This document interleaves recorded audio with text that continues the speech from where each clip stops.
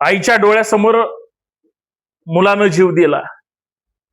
मुलगा मरतोय म्हणल्यानंतर मुलगा बापाला ओढतोय. बापाचा जीव घेतला गेला आणि दोघही आपल्या डोळ्यासमोर त्या ठिकाणी कोसळलेत, मरतायत म्हणल्यानंतर आईनं पण क्षणात स्वतःचा पण प्राण दिला. म्हणजे लहानाचं मोठं करायचं, हाताच्या फोडासारखं त्या मुलाबाळांचा सांभाळ करायचा, पोटाला चिमटा घेऊन त्यांच्यासाठी सर्वस्व द्यायचं आणि एका मोबाईलसाठी पोरगा हट्ट करतोय. उंच अशा भकास डोंगरावर त्या डोंगर दऱ्यात जातोय आणि तिथं लोकांच्या गर्दीमध्ये बालहट्टापुढं तो स्वतःचे प्राण देतोय, धमकी देतोय, मला जर मोबाईल नाही दिला तर मी मरेल, आत्महत्या करेल. आणि ज्यावेळेस तो खरंच घसरतो, बाप त्याला पकडतो, पण पोराच्या वझ्यापुढं बापाचा ऐनवेळी चालत नाही, तो बापाला पण घेऊन जातो आणि आपल्या नजरेसमोर आपल्या पोटचा गोळा, पोरगा दरीत कोसळलाय, नवरा दरीत कोसळलाय, काय करू जगून, ती पण बिचारी उडी टाकते आणि एका क्षणात होत्याचं नव्हतं होतं. महाराष्ट्रातली घटना आहे, छत्रपती संभाजीनगरची. एका आयफोनमुळं 3 जणांचे जीव गेले. कुठे आहे आमचा समाज, कुठं चाललोय आपण?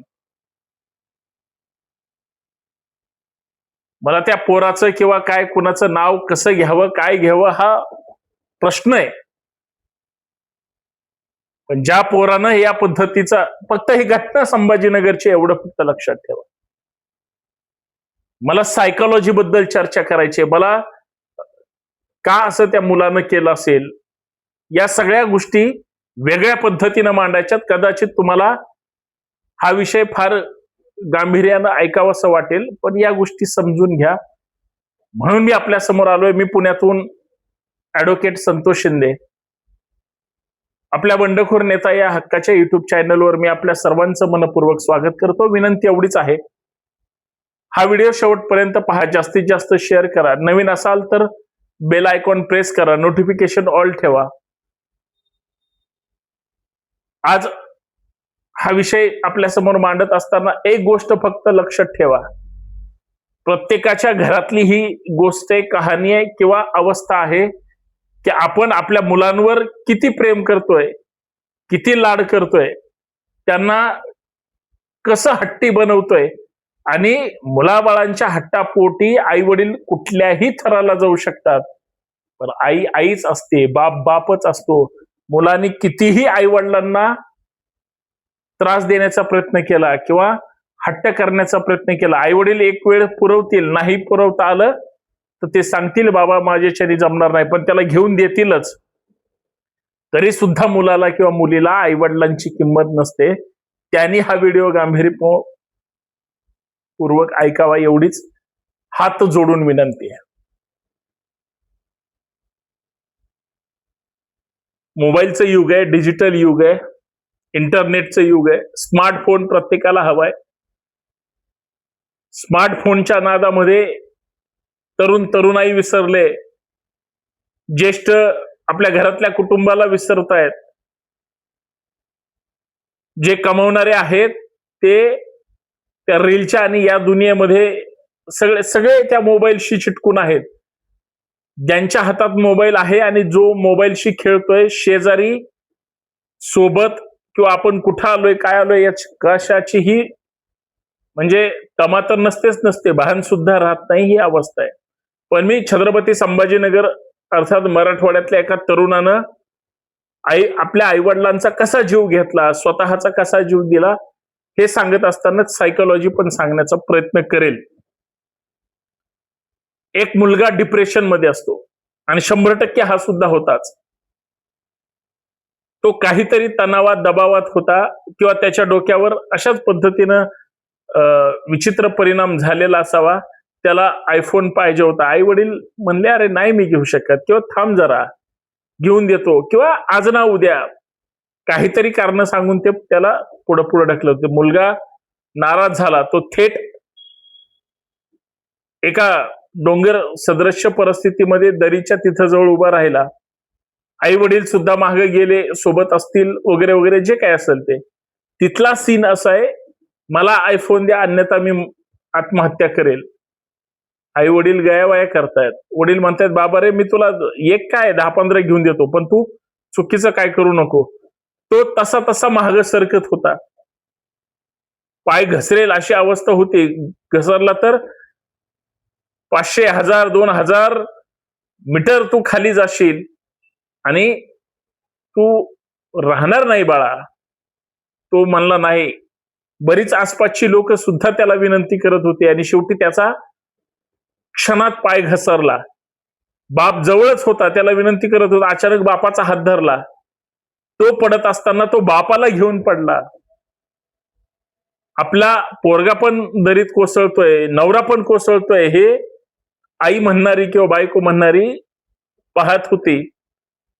हे खाली कोसळले, जमिनीवर आपटतील तोपर्यंत आईनं सुद्धा नाही सहन केलं आणि तिनं सुद्धा प्राण दिले. चर्चा खूप झाली की आयफोनसाठी पोराने जीव दिला. पण एक गोष्ट लक्षात घ्या, त्यांचा जबाब द्यायला सुद्धा कुणी नाहीये.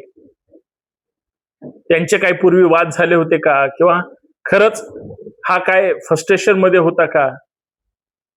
माझं असं मत आहे की सध्याच्या धकाधकीच्या ताणतणावामध्ये अभ्यासापासून मुलं लांब चालली आहेत. मुलांना सगळं स्मार्ट पाहिजे, चकचकीत पाहिजे आणि महागडं पाहिजे. ज्या बापाची, ज्या पोराची ऐपत सुद्धा नाही 10-20 हजाराचा फोन सांभाळायची, तो 1,00,000-1.5 लाखाचा फोन मागत असेल. कुणाची ताकद असते घेण्याची, पण कुणाची नसते. परिस्थिती फार भयानक आहे, अवस्था फार वाईट आहे, येणारा काळ फार बिकट आहे. पण अशा परिस्थितीत सुद्धा लोकांना कशाचीच काही वाटत नाही आणि या सगळ्या गोंधळामध्ये त्याचा जीव गेला. त्याच्या एका मोबाईलच्या हट्टासाठी तिघांचे प्राण तर गेले. पण मला असं वाटतं तो मोबाईलसाठी जीव नाही गेला, तर त्याच्यावर जो काही इंटरनेटचा, अँड्रॉइडचा किंवा ह्या कॉस्मेटिक कल्चरचा, रीलचा, मला पण वेगळं काहीतरी करायचंय, मी पण भारी असलं पाहिजे, स्टायलिश असलं पाहिजे, या खोट्या आविर्भावाचा दबाव असावा असं माझं प्रामाणिक मत. आणि सगळ्यात महत्वाची आणि ज्युनियन गोष्ट जी तुमच्या कानावर पडली पाहिजे, फक्त हा व्हिडिओ शेवटपर्यंत पहा आणि जास्तीत जास्त बंडखोर नेता हे युट्यूब चॅनल सबस्क्राईब करा, व्हिडिओ शेअर करा. सगळ्यात महत्वाची गोष्ट काय असावी की तो एखादा व्यक्ती असतो बघा, तुमच्या आसपास असतो. एखादा दारुडा असतो, त्याला दारू पिण्याचं व्यसन असतं. एखादा गुटखा खाणार असतो, त्याला गुटखा खाण्याचं व्यसन असतं. एखाद्याला गाडी चालवण्याची फार हौस असते, त्याला त्याचं व्यसन. कुणाला सिगारेटचं असतं. नाना तऱ्हेचे व्यसन असतात. बाकीचे व्यसन तुम्हाला माहितीये, कुणाला बाईचं असतं, कुणाला अजून कशाचं. पण समाजातल्या 60-70-80% लोकांना मोबाईलचं व्यसन लागलंय. ते सोबत बायको आहे की मुलगा आहे की मुलगी आहे की आपण आपल्या फॅमिली सोबत कुठं गेलोय काही कळत नाही. फक्त मोबाईल मोबाईल मोबाईल मोबाईल. आणि मग आपल्या मित्रांसारखं आपल्याला असलं पाहिजे. मित्र श्रीमंत असला तरी त्याच्यासारखंच हवंय. ही जी हावरी भावना आहे त्याच्यात या मुलाचा जीव गेला. माझं असं मत आहे की त्याला मोबाईल इतका महत्वाचा असावा, तो मोबाईलच्या त्या ऍपच्या किंवा आतल्या काही चांगल्या वाईट गोष्टीच्या इतक्या आहारी गेलेला होता, त्याच्यामध्ये तो गेला. आता जबाब द्यायला त्याच्याकडे माणसं नाही आहेत कोणी सांगायला की हा या पद्धतीनं गेला, परंतु हा मेंटली म्हणजे फार डिस्टर्ब होता आणि त्याच्यातून त्यांनी हे कृत्य केलं असावं असं माझं प्रामाणिक मत आहे.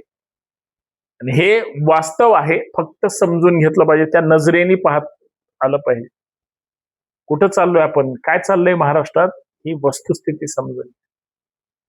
मला एवढंच म्हणायचंय, मोबाईल हे तुमचं सर्वस्व नाही. मोबाईल मधून माहिती मिळेल, मोबाईल तुम्हाला वेडं लावेल, तुम्ही वेडं व्हायचं की नाही हे ठरवलं पाहिजे. आणि सगळ्यात महत्वाची आणि हाईट गोष्ट म्हणजे ही गोष्ट तुम्ही लक्षात ठेवा, तुम्ही पैसे घेऊन त्याला विकत घेतले, तुम्हाला पैसे घेऊन त्यांनी विकत घेतलेला नाही. तुमच्यासाठी एखादी वस्तू असू शकते, तुम्ही कुणाची वस्तू होऊ नाही शकत. आणि काय एखाद्या पोरानं मोबाईलवर काय राजकीय, सामाजिक, वैचारिक, आर्थिक स्वतःची क्रांती करणार आहे, हा मला पडलेला प्रश्न आहे. आणि याच्यात होतं काय, झालंय काय, एक क्षणात होत्याचं नव्हतं हो कळतं, आणि ज्यावेळेस घडतं त्यावेळेस अत्यंत विचित्र असतं. म्हणून बांधवांना हात जोडून विनंती आहे, आपल्या मुलांपासून मोबाईल दूर करा. तुम्ही स्वतः सुद्धा मुलांसमोर जास्त मोबाईल घेऊ नका. मोबाईल हे इतकं भयानक व्यसन झालंय, त्यांनी चांगले चांगले उद्ध्वस्त केले. वेगवेगळ्या रील्स आणि इतर प्लॅटफॉर्म मुळे तर घराघरात त्या ठिकाणी चित्रविचित्र प्रकार सुरू आहेत, आणि हे इतकं बेकार आहे तर तुम्हाला पाहणारी लोक आहेत. तुम्ही सोशल मीडियावरच असाल, असं काहीतरी चांगलं द्या ज्याच्यामुळं तो आनंदी होईल, त्याच्या आयुष्यात सुख, शांती, समाधान आणि आर्थिक उन्नती होईल, प्राप्ती होईल. जर नाही काही केलं आणि चुकीचं झालं तर हे असा जीव देण्याचा प्रकार घडतो, जे अत्यंत दुर्दैवी आहे, असं माझं म्हणणं आहे. तुमचं काय म्हणणं आहे नक्की सांगा. पण एक मुलगा, एक बाप किंवा आई, बायको जी काय असेल ती, त्याच घरात इतर मंडळी जर असतील तर त्या सगळ्यांना पोरकं करून गेला, म्हणजे बहिणीचा भाऊ गेला असेल, बहिणीचा बाप गेला असेल, बहिणीची आई गेली असेल, भावाचं तसंच झालंय, म्हणजे कुटुंबातला एखादा सदस्य जाणं ही इतकी वाईट गोष्ट आहे, जी की घडली महाराष्ट्रात, मराठवाड्यात, छत्रपती संभाजीनगर. तुमचं काय मत आहे लक्षात घ्या आणि नक्कीच कमेंट करून सांगा. खरंच सांगा, मोबाईल सुद्धा एक व्यसन आहे की नाही? मला हा उत्तर हवंय. जय शिवराय.